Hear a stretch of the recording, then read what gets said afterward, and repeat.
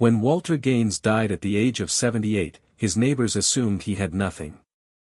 He had lived alone in a small two-bedroom house on Clement Street in Portland for over 2 decades. He drove a 2003 sedan that he maintained himself. He wore the same few sets of clothes in rotation. He grew vegetables in his backyard and bought his groceries from the discount shelf.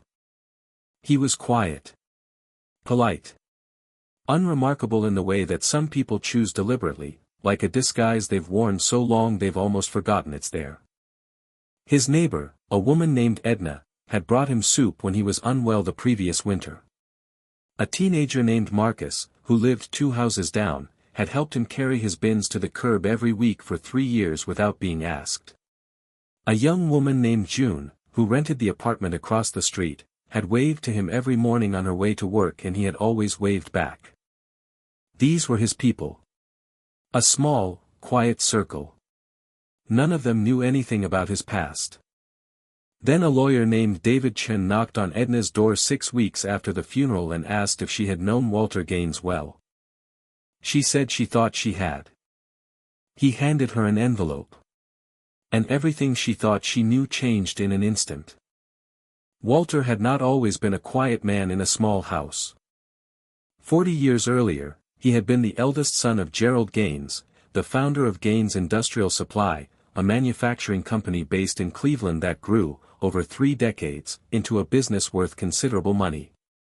Gerald had built it from nothing, the way people in that generation sometimes did, through long hours and hard decisions and a stubbornness that was equal parts admirable and difficult to live with.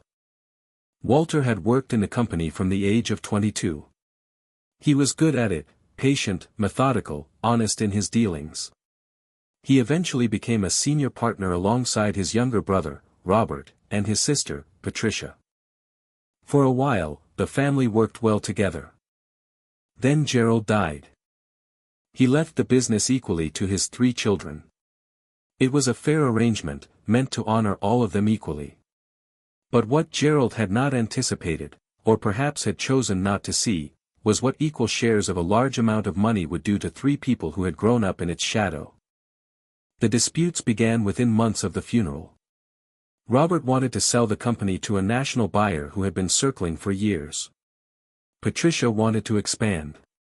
Walter wanted to preserve what their father had built and grow it carefully and slowly. None of them could agree. And the disagreements didn't stay in the boardroom. The legal battles took 4 years. Walter had never imagined that money, the same money his father had spent a lifetime building, could dismantle a family so efficiently. But it could. It did. Lawyers became the primary language between the siblings. Holidays stopped. Phone calls became formal and brief. Christmas, which had once meant a full house and his mother's cooking and Gerald's long stories at the dinner table, became a day Walter spent alone. His mother, Eleanor, was still alive through most of it. She was in her late 70s and watched her children fight over her husband's legacy with a grief that Walter thought was the saddest thing he had ever seen. She stopped talking about the company. She stopped asking about Robert and Patricia. She just got quieter and smaller, and Walter visited her every Sunday and held her hand and said very little because there was nothing useful to say. She died before the legal proceedings fully concluded. Walter believed the grief of watching her children break apart had shortened her life. He could never prove that. But he believed it. The company was eventually sold, Robert's position won out in the end. Walter received his share.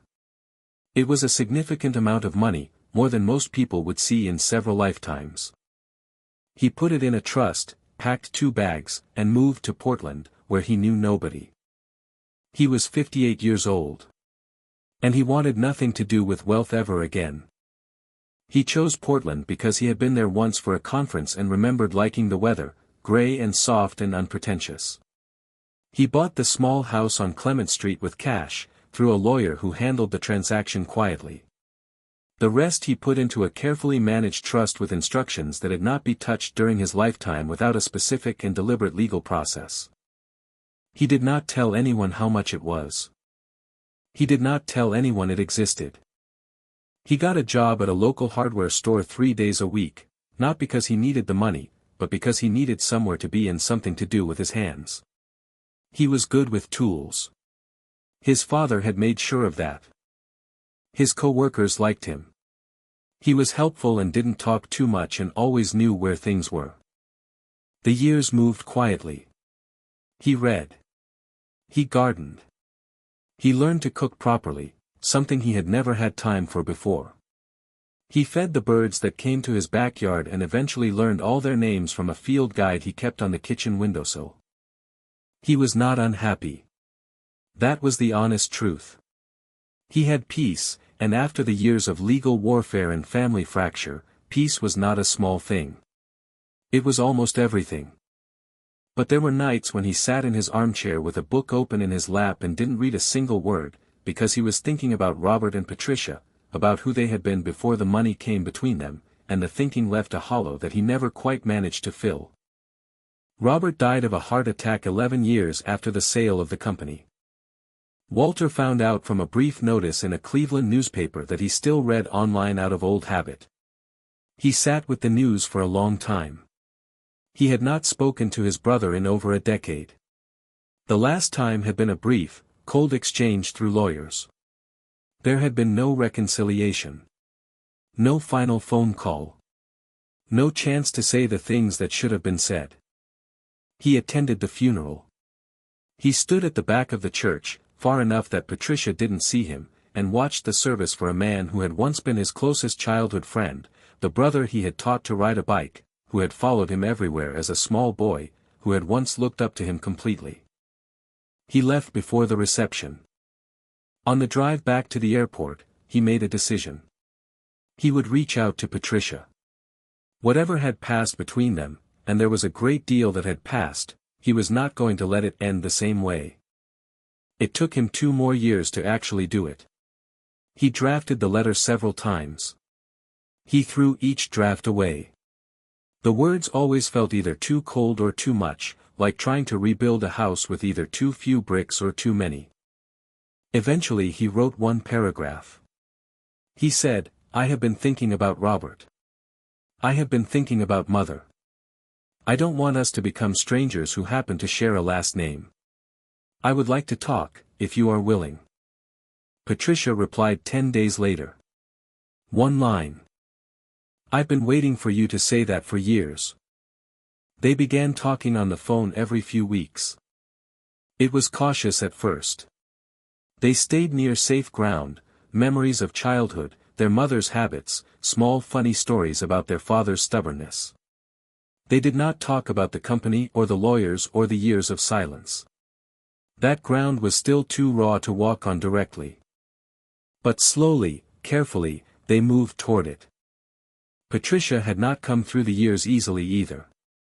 She had invested her share of the sale into a business that failed. She had rebuilt more modestly.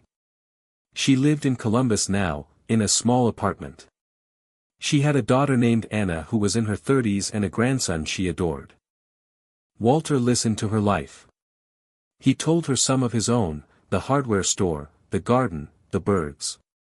He did not tell her about the trust. Not yet. He wasn't ready for that conversation, and he wasn't sure it was the right one to have. What they were rebuilding was not about money. It had never been about money, in the end, the conflict, the silence, the loss. Money had been the instrument. But the wound underneath had been older and more human than that, the fear of being seen as less, of receiving less, of meaning less to a father who had expressed love in the language of inheritance. Walter understood that now. He wasn't sure he had the words to say it yet. But he understood it. And understanding, he had found, was always the beginning of the way back. Walter was diagnosed with a heart condition at the age of 74. It was manageable with medication, the doctor said. But it was also a message, the kind that the body sends when it is finished being patient. Walter heard the message clearly. He called David Chen, the lawyer in Portland who had managed his trust for 15 years, and told him it was time to finalize the documentation. He also, for the first time, told Patricia the truth.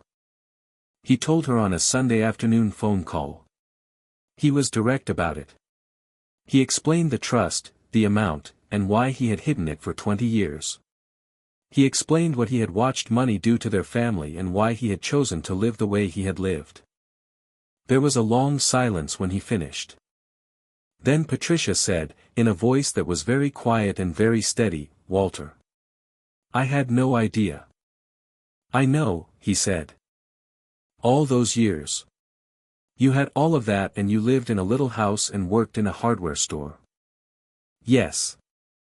Another silence. Then she said, "Were you happy?" He thought about that honestly. "More than I expected to be," he said. "The small life suited me better than I thought it would." She laughed softly at that, a real laugh, the kind they had shared as children before everything became complicated. It was the best sound he had heard in a very long time. Walter spent the next 3 years quietly and deliberately doing what he had decided to do with the trust. He did not give it to Patricia directly, though he set aside a portion for her that she could not refuse because he had structured it as a gift with specific instructions attached: use this for Anna's family. Not for anything that happened before. Only for what comes next. The rest he distributed through a structure David Chen helped him build, a foundation, modest in name but significant in reach, focused on 2 things that Walter had chosen carefully. The first was mediation services for families in legal disputes over estates. He had found, through research, that most of the damage done in inheritance battles happened in the first few months, when grief was raw and lawyers were expensive and no one was thinking clearly. The foundation would fund mediators, neutral, trained, human, to sit with those families before the fighting became permanent. The second was a scholarship fund for first-generation college students in Portland and Cleveland, one city where he had come from, one city where he had chosen to become himself again. He told Marcus, the teenager who had helped with his bins for 3 years, about the scholarship the week before he announced it publicly. Marcus was 19 now and had been quietly putting off university because of money. Marcus stared at him on the pavement outside his house. "Mr. Gaines," he said slowly. "What are you telling me right now?" Walter said, "I'm telling you to apply."